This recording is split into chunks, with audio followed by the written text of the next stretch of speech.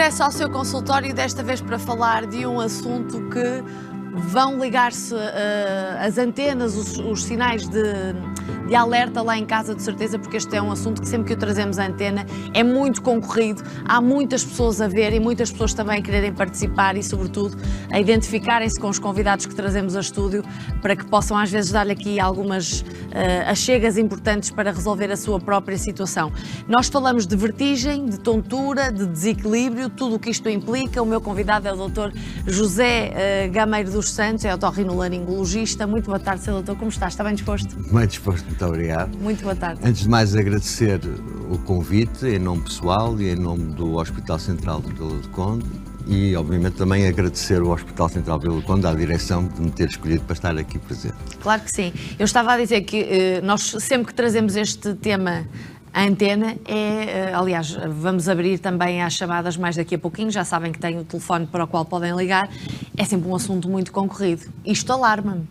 Isto alarma-me porque é sinal que muitas pessoas, às vezes, são seguidas por médicos e não conseguiram ultrapassar estes problemas.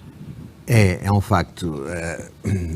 As perturbações do equilíbrio, como nós chamamos em Portugal e dividimos em tontura e vertigem, são extremamente frequentes. Nós não temos em Portugal dados epidemiológicos, mas noutros países têm feito esse estudo e cerca de entre 20% a 30% da população tem patologia de perturbação do equilíbrio. 20% a 30%? 20% a 30%, que cresce com a idade. Estima-se que por uma década essa percentagem possa ultrapassar os mais 5% do que na anterior. Mais frequente nas senhoras. E pode-se até dizer que 40% da população com mais de 40 anos há de ter, pelo menos uma vez na vida, uma perturbação de equilíbrio importante. E se formos a pensar em que esta faixa etária de 40 a 60 anos é uma população que ainda trabalha e esta patologia dá-lhe limitações fortes, temos que pensar também no absentismo laboral que isto também vai traduzir. E como tal, acho que é uma patologia atualmente subvalorizada relativamente àquilo que ela realmente implica na sociedade. Mas pode ser subvalorizada, mas pelas pessoas que as têm, controla completamente as suas vidas. Controla. Quem as tem tem uma limitação importante e, à medida que a idade avança, maior limitação isso traz. Eu sei que tivemos na semana passada o Dia Internacional da Tontura. Eu queria só fazer um prefáciozinho só pelo seguinte, porque nós cá em Portugal falamos em tontura e vertigem como situações diferentes. A tontura é mais aquele movimento linear das coisas, é mais a sensação de desmaio, a sensação de cabeça oca, de pisar nas nuvens, enquanto que a vertigem, para nós, implica sempre uma sensação de rotação. O doente sente os objetos a rodar à volta dele, está deitado na cama e vê a janela ou vê o teto a passar, ou, pelo contrário, o próprio doente sente-se a rodar sobre o meio ambiente. Já internacionalmente, e terá a ver não só com uma questão linguística, porque até os nossos amigos brasileiros o fazem, dividem em tontura não rotacional e tontura rotacional, em que dizem que a vertigem é a causa mais frequente de tontura rotacional. Eu preciso dizer isto porque durante anos andei a ensinar aos meus internos e aos meus alunos a diferença entre tontura e vertigem, que ainda hoje em Portugal vigora. Mas para falarmos de perturbações de desequilíbrio temos que falar de tonturas e vertigens. E por isso este pequeno prefácio para não acharem que eu estou aqui a falar de uma nomenclatura diferente daquilo que eu sempre falei. Podemos dizer que a tontura, a perturbação do equilíbrio, vamos falar mais pelas geral. Perturbações de equilíbrio, é a terceira causa mais frequente da ida ao médico, a seguir à dor e a seguir a traumatismos. E estima-se que uma percentagem ainda elevada nem sequer procura um médico, porque vai-se habituando. Com o tempo as coisas vão piorando e a pessoa vai-se habituando e assume como uma coisa inexorável quando se calhar temos formas de melhorar a situação do doente. Até porque o nervo do equilíbrio, o nervo vestibular, tem uma plasticidade até tarde, ou seja, é possível nós melhorarmos a qualidade de vida destes doentes com o treinamento da tontura, com o treinamento do desequilíbrio. Nós temos aquilo que chamamos a terapia vestibular, que é uma fisioterapia para o órgão de equilíbrio. Da mesma forma que existe para a patologia muscular e osteoarticular, é uma terapia que é direcionada ao equilíbrio, com cadeiras rotatórias, com plataformas andantes, e em que vamos, de uma forma, são estudos autocinéticos, em que vamos dar a mesma informação ao cérebro, aquilo que vemos e aquilo que sentimos. Porque é esta desconexão do que vemos e o que sentimos que provoca esta perturbação do equilíbrio. E a terapia vestibular é extremamente importante e pode dar uma qualidade de vida a estes doentes que eles, se calhar, não fazem a mínima ideia. Pois. E há outra coisa que é extremamente importante.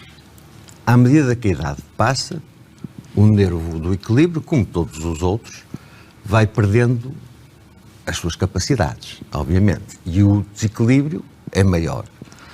E o risco de queda é maior. E são pessoas que começam a ter também patologia osteoarticular e caem frequentemente. Marchar, andar, estudos relativamente recentes demonstram que se andarmos pelo menos 3 vezes por semana, durante pelo menos meia hora, o risco de queda cai abruptamente. No entanto, essas pessoas muitas vezes nem conduzem, nem saem de casa. Eu estou a falar de pessoas, obviamente, que não estão diagnosticadas e convivem em esforço com tudo isto, não é? Não estou a falar de pessoas que estão bem tratadas. E está a dizer-me que caminhar é fundamental. É fundamental. E essas pessoas fogem de todas essas atividades por medo. Por medo, mas repare que, lá está, como o órgão de equilíbrio tem plasticidade, andar faz com que ele vá melhorando. Ele vai respondendo cada vez melhor. É a mesma coisa que essa terapia vestibular. É ensinarmos ao organismo, ao cérebro, estarmos nestas condições, nestes movimentos, para conseguirmos manter o equilíbrio. Esse nervo vestibular é no ouvido? É no ouvido interno, exatamente. Porque nós associamos muito esta perturbação do equilíbrio sempre com o ouvido. Mas isto pode haver aqui muitas causas, não é? Sim, há imensas causas de perturbações do equilíbrio. E por isso nós cá em Portugal dividimos mais em tonturas e vertigens. Porque estas situações em que existe a noção de rotação é aquela que está efetivamente relacionada, ou mais, em medicina nem sempre nem nunca, mas mais direcionada com o ouvido interno e com o aparelho vestibular e com o nervo vestibular. Muito bem, nós estamos aqui a ver algumas imagens, se quiser falar um bocadinho sobre elas. Isto é a causa principal da vertigem mais frequente, digamos, da vertigem periférica. Antes de falar na vertigem periférica, eu queria só focar um ponto fundamental, que é a distinção entre uma vertigem central e uma vertigem periférica. Eu costumo dizer que a vertigem periférica é limitante, e porque pode imaginar uma pessoa ver as coisas todas andar à roda, cheia de náuseas, vômitos, é extremamente limitante. Mas se o médico falhar o diagnóstico de uma vertigem periférica, este doente vai voltar. Ou outro, ou nós, mas vai voltar porque não fica bom. Já uma vertigem central, essa é importante, não é limitante, é importante.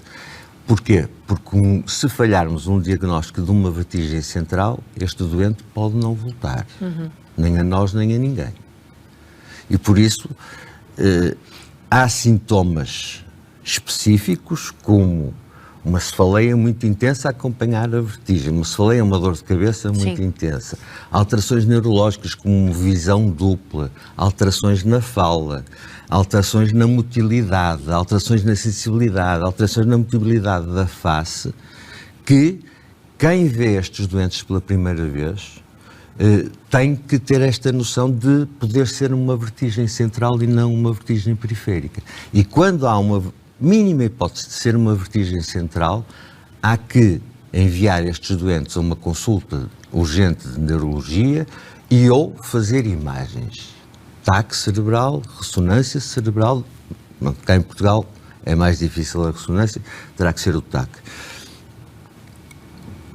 Mesmo o TAC e mesmo esta consulta urgente de neurologia muitas vezes não é acessível no nosso Portugal. E temos colegas que não têm propriamente boas condições, ou para não dizer más condições, para tratar estes doentes, e são os autênticos heróis. Estes meus colegas, sem condições, fazem milagres. A nossa medicina em Portugal é uma medicina considerada, porque também estes colegas que não têm condições são os autênticos heróis e fazem milagres. E eu queria alertar a estes heróis precisamente para esta situação de não poder ser descartada a possibilidade de uma vertigem central.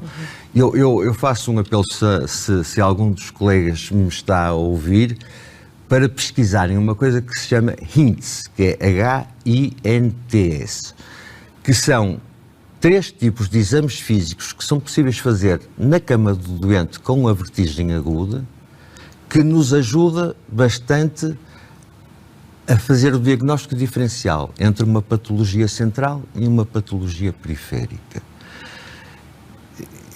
Eu tenho um Instagram, José_Gameiro_dos_Santos, em que estou perfeitamente disponível para ajudar os colegas, mas pesquisem HINTS. Eu já percebi que o doutor se dedica muito a estas áreas, porque é muito... Deixe-me só dizer aqui uma nota, que é uma coisa que eu também reparo, entrevisto todos os dias e semanalmente, talvez, falamos sobre estes temas, e percebo que há médicos que depois, ou por gostarem, ou por se identificarem muito com estas áreas, enveredam muito, estudam muito estas áreas. Isso é muito importante para quem está lá em casa.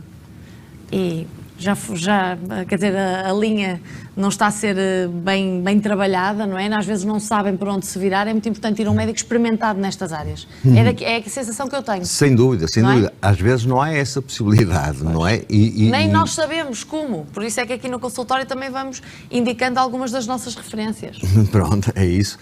E é assim, qualquer um de nós otorrinos tem que ser experiente nestas género de situações, porque é muito frequente, Não há dia nenhum de consulta que não apareça uma consulta de vertigem, de perturbação do equilíbrio, de tontura. Mas pelos mais variados motivos, às vezes muito benignos. Sim. E repare... Como os sintomas são muito graves, as pessoas às vezes ficam a pensar que têm uma coisa dificílima de... Quando é vertigem, o doente vai ao médico. Vai ao médico porque é limitante. O doente não consegue passar com isso. E temos situações, então, de, por exemplo, inflamação do nervo do equilíbrio, uma neuronite vestibular, que o doente, a maior parte das vezes, acaba por ir à urgência porque não tem outra forma, não consegue. Já as tonturas... Lá está a tal... Vão lidando. Exatamente, vão-se aguentando, muitas vezes até chegar a uma situação em que realmente começa a ser muito frequente e então aí procuram um médico. A tontura, é importante uma coisa na tontura. A tontura é um sintoma, como a vertigem é um sintoma. E muitas vezes é um primeiro sintoma de uma patologia sistémica.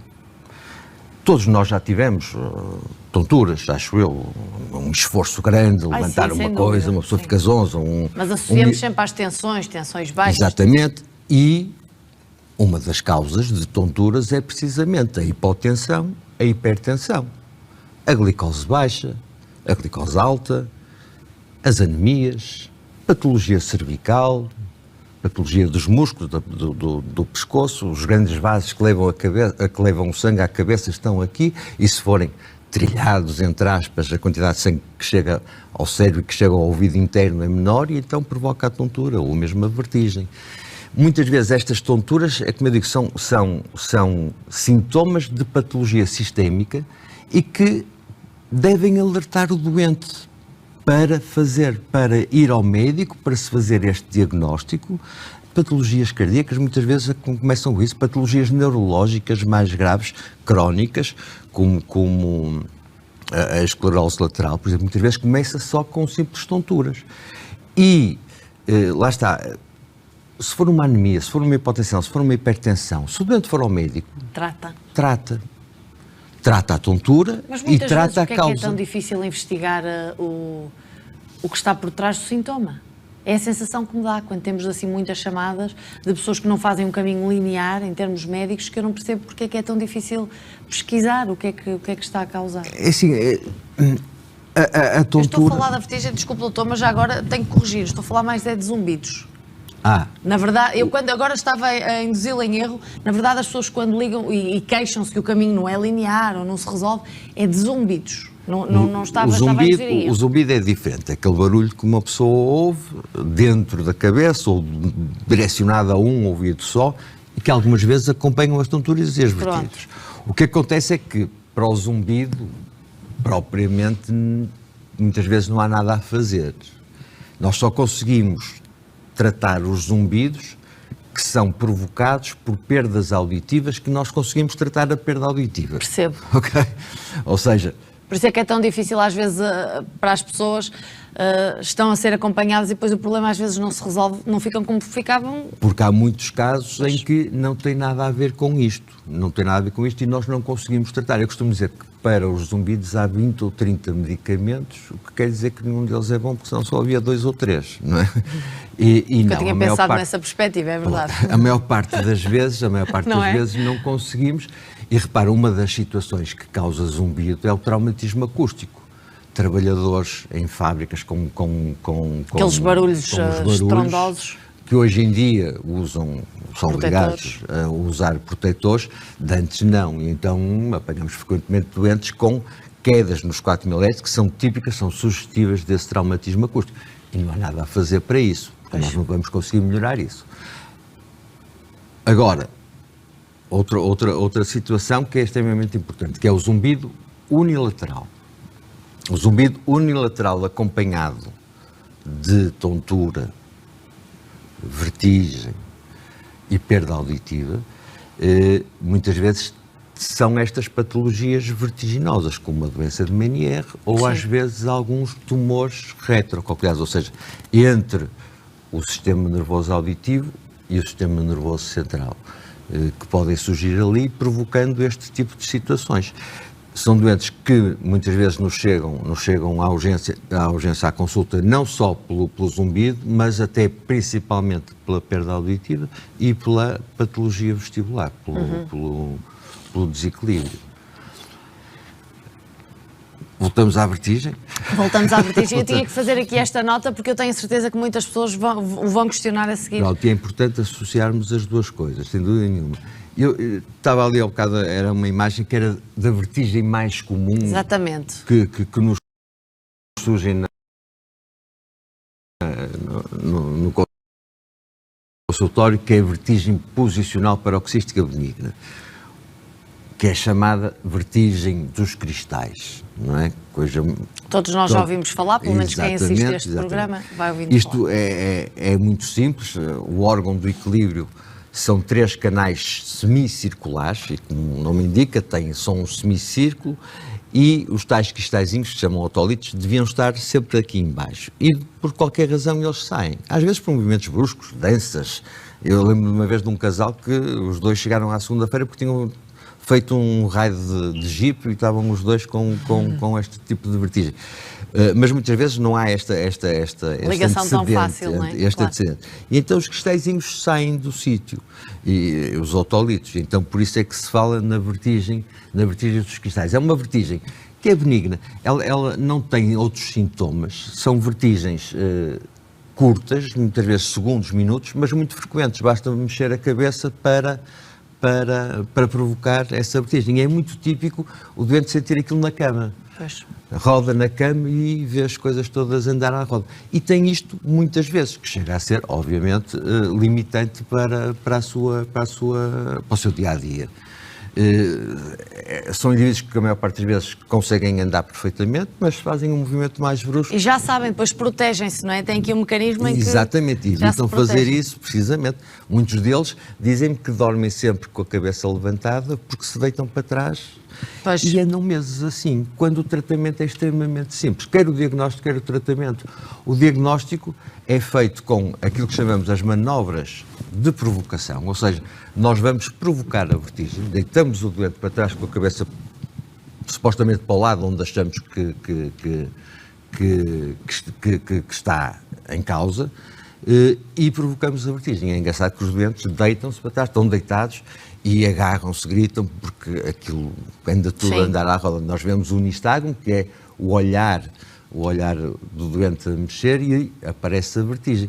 E facilmente depois se faz o tratamento, que é precisamente com manobras de reposição. Certo. Aproveitando o doente estar ali deitado, provocada a vertigem, vamos depois mexer o doente, rodá-lo para um lado, depois mais para baixo e depois sentá-lo.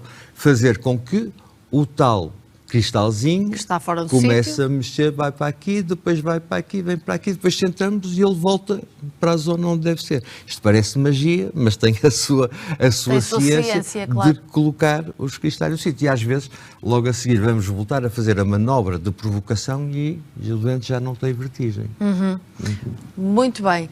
Doutor José Gameiro dos Santos continua connosco, portanto, para quem fica com dúvidas ou quer colocar questões ou deixar testemunho ou está à procura até de algumas recomendações, pode ligar 225083297. Este será o nosso tema também para a última parte, pode ligar e, obviamente, esclarecer as suas dúvidas. Isto às vezes parece muito complexo para quem está a ver, mas lá está, para um olhar ou para uma pessoa bem experimentada nestas áreas, de certeza que o doutor conseguirá ajudar quem nos vê, pelo menos, no caminho a fazer a seguir.